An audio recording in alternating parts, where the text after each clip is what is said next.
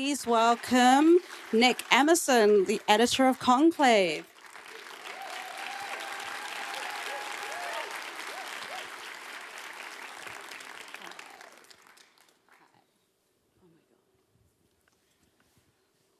Well, if you ever wanted to know what goes on inside the Sistine Chapel whilst they're electing a new pope, we've just learnt that through Conclave. Nick, I mean, this is your first time working with Edward Berger, and I mean, what was it about the script that was like, yes, I need to do this, I need to be a part of this? Well, the first thing was I knew the producer who was attached to it, and she's a tremendous producer, Tessa Ross, and incredible taste. And I'd known Edward's work before. I'd seen Patrick Melrose, which I loved. This was before All Quiet, it hadn't even come out yet. But when I read the script, I just thought this amazing page turner of a thriller, but it was also a peek behind the curtain of an institution that you wouldn't normally see. And it reminded me of, I think, Edward's spoken about this before, it reminded me of the political thrillers of the 70s, and would be like, I thought, wouldn't be amazing if we could aspire to that sort of level of intrigue and craft, and he responded to that. So yeah, I mean, I was super excited. This clip that we've just seen, talk about cutting the electoral process, because I think you go through like 6 or 7 ballots, but every single time, like, you're just on the edge of your seat wondering like what's going to happen. But talk about cutting that without making it repetitive. Well, actually, that one I just saw, that's my favorite. But I mean, I'll talk about them all generally. Well, Edward was so prepared that he storyboarded them so meticulously because he was very concerned about them being repetitive throughout the film.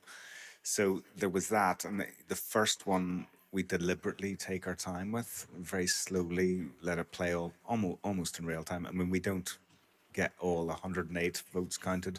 We do shortcut it at a certain point, but it was, yeah, to let it out play slowly, and then it gives you the permission to sort of be more playful with the later ones. And that one in particular that you just saw is really interesting because the scene that precedes it is when Lawrence has basically told Cardinal Adeyemi that he's not going to be Pope because of his past. And we decided to sort of overlap and sort of let the two scenes bleed into one another, and it sort of creates this really interesting idea that Lawrence is looking back on the conversation that he's just had with Adeyemi whilst watching him make his, the first vote that he's going to make, knowing that he's not going to make it. And it sort of creates this really interesting tension. Something I love about this film, I mean, Ralph Fiennes, I mean, it's an incredible cast, but every time you cut to Ralph Fiennes and just his expression, like, talk about working with his scenes and... I mean, it's amazing. It's a dream come true. I admired his work for so many years. So to find myself every day with this wonderful performance, I think, the thing is about working with strong actors like Rafe is, Edward, and we were very keen to be very rigorous with our shots and not to cut as much, as possible, leave it for long periods, and also not to revisit the same shots more than once. And when you've got amazing actors, that gives you the the ability to do that, because often, sometimes you might have to cut away because something isn't quite right, or you might have to go somewhere else. But with these amazing actors, you're never forced to go anywhere really that you don't want to, the cut to go. So it's just incredible. And what Rafe brings is just incredible truth to the performance. Every moment he is transmitting a thought. Even when he is delivering lines to another actor off camera, behind the camera, he's still completely in character and still giving everything. And, you just have to look at his eyes and you can see everything that's going on inside, the character's head. So, yeah, I mean, amazing.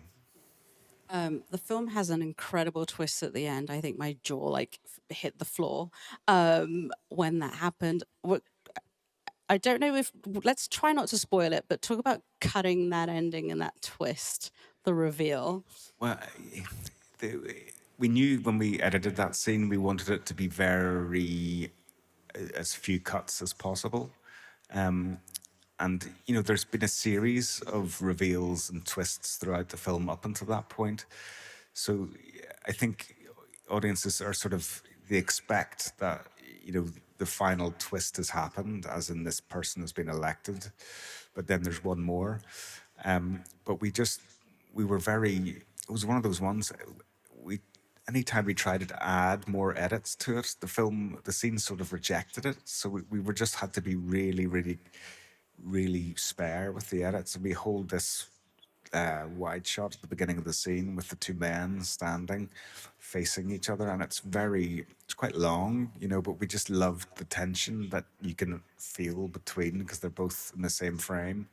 And then I think there's one cut to Benitez and one cut to Rafe for the reaction, and then they have this very sort of gentle scene. And I think the reason why we wanted to do it so simply was for it to have although internally Lawrence is obviously, he's panicking, and but we wanted this sort of serenity and this peacefulness in the scene that sort of reflects Cardinal Benitez and his and his personality. There you go. See, we didn't really spoil it. I love that insight into your work, Nick. Okay, stay seated. We are now going to take a look at Nickel Boys, and I'll bring you back out for the group conversation in a bit.